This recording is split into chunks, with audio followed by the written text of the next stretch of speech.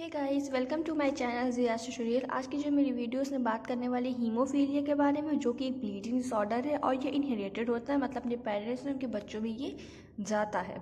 तो हीमोफीलिया एक bleeding disorder है। जब भी हमारे बॉडी में कहीं कट वगैरह लग जाता है तो वहाँ से ब्लड निकलने लगता है। फिर थोड़ी देर में ब्लड निकलना बंद हो जाता है क्योंकि वहाँ पे खून का थक्का जम जाता है, कोआगुलेशन हो जाता है, क्लॉटिंग हो जाती है। तो हीमोफीलिया में ये प्रॉब्लम होती है कि क्लॉटिंग टाइम जो होता है, खून का थक्का जमना, वो टाइम ज़्यादा लेता है। Prolong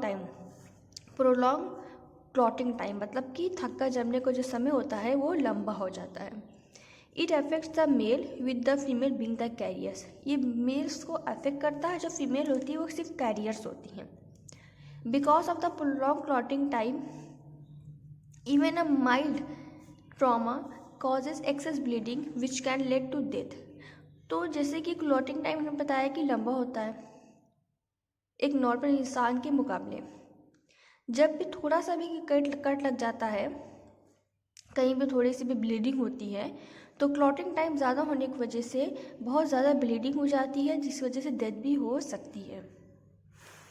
damage of skin while falling और एक्सट्रैक्शन ऑफ ए टूथ में cause excess bleeding for few weeks. मान लीजिए स्किन डैमेज हो गई है, हम गिर गए हैं, हमको कोई चोट लग गई है, या हम डेंटिस्ट के पास गए थे, हमारा टूथ निकाला गया है, तो इस सब से क्या होता है कि ब्लीडिंग बहुत ज़्यादा एक्सेस होती है और कई वीक तक ये चलती है।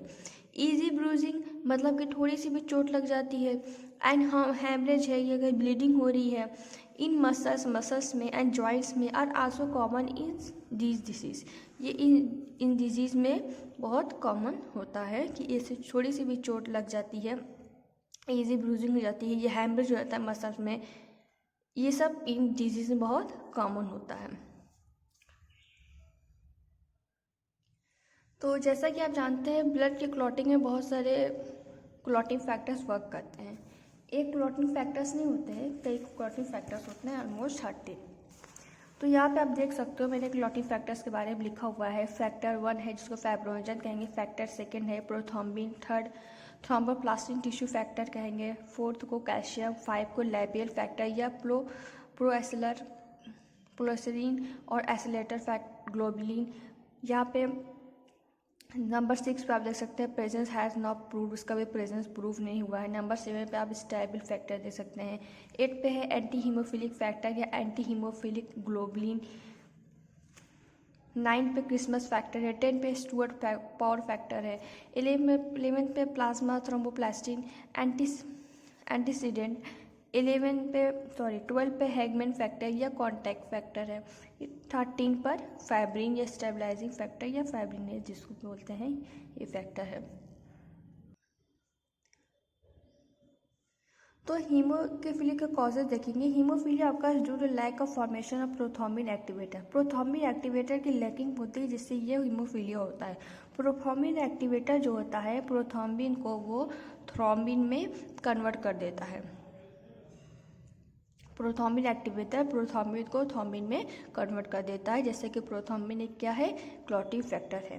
That is why the coagulation time is prolong. इस वजह से कोआगुलेशन टाइम जो है वो प्रोलॉन्ग हो जाता है, लंबा हो जाता है, क्योंकि प्रोथ्रोम्बिन एक्टिवेटर इसमें मिस होता है, जो कि प्रोथ्रोम्बिन एक्टिवेटर क्या करता है, प्रोथ्रोम्बिन को थ्रोम्बिन में कन्वर्ट करता है। Formation of prothrombin activator is affected due to the deficiency of factor.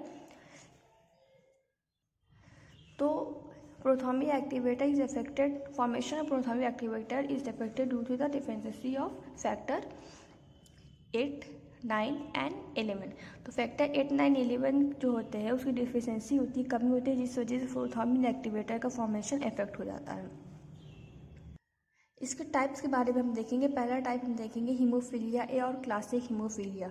Due to the deficiency of factor 8, जिसको हम फैक्टर 8 को हम क्या बोलते हैं, एंटी हीमोफिलिक फैक्टर या एंटी हीमोफिलिक ग्लोबुलिन बोलते हैं।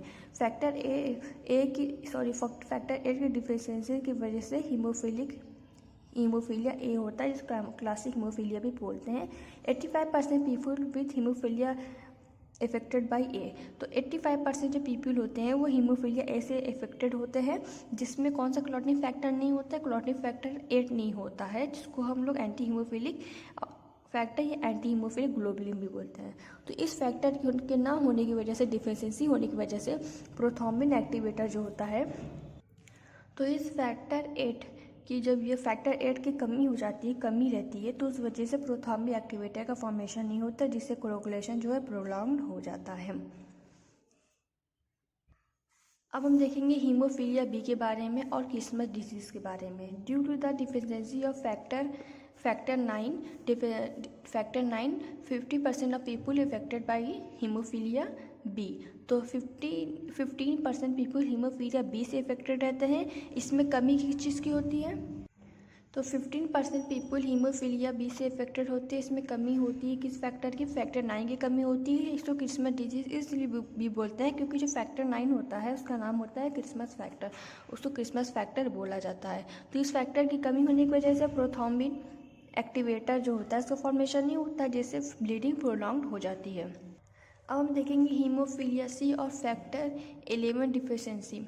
तो फैक्टर 11 की डिफिशिएंसी से ये होता है, due to the deficiency of factor 11 it is very rare. तो फैक्टर 11 की डिफिशिएंसी से हीमोफीलिया सी होता है। फैक्टर 11 को प्लाज्मा थ्रोम्बोप्लास्टिन एंटीसीडेंट भी बोलते हैं। इसका नाम होता है ये, इसकी डिफिशिएंसी हीमोफीलिया सी होता है।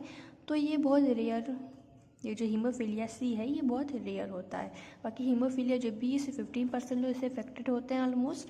इसको क्रिसमस डिसीज भी कहते हैं क्योंकि इसमें फैक्टर 9 की वजह से ये हीमोफीलिया वाला होता है, जिसको इस फैक्टर 9 को हम क्रिसमस फैक्टर भी बोलते हैं, इसलिए इसको बोला जाता है। जो फैक्टर हीमोफीलिया ए है वो उसको क्लासिक हीमोफीलिया बोलते हैं। 85% पीपल इससे इफेक्टेड होते हैं और ये होता है फैक्टर 8 की वजह से, जिसको एंटी हीमोफिलिक फैक्टर बोलते हैं। इसके सिम्टम्स क्या हैं? स्पॉन्टेनियस ब्लीडिंग, मतलब natural bleeding, prolong bleeding, bleeding due to the cut, surgery etcetera. Cut की वजह से, सर्जरी की वजह से प्रोलॉन्ग ब्लीडिंग होगी, देर तक ब्लीडिंग होगी, क्लॉटिंग टाइम ज़्यादा लगेगा, और appearance of blood in urine में ब्लड का आना, ब्लीडिंग जॉइंट्स में ब्लीडिंग का होना।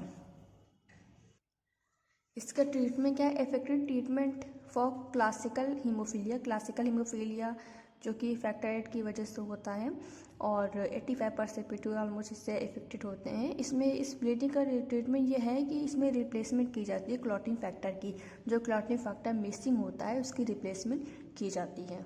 तो ये मेरी वीडियो थी हीमोफीलिया पर, आई आपको पसंद आई होगी। अगर पसंद आए तो चैनल को सब्सक्राइब एंड वीडियो को लाइक शेयर एंड कमेंट करना ना भूलें। Thanks for watching my video.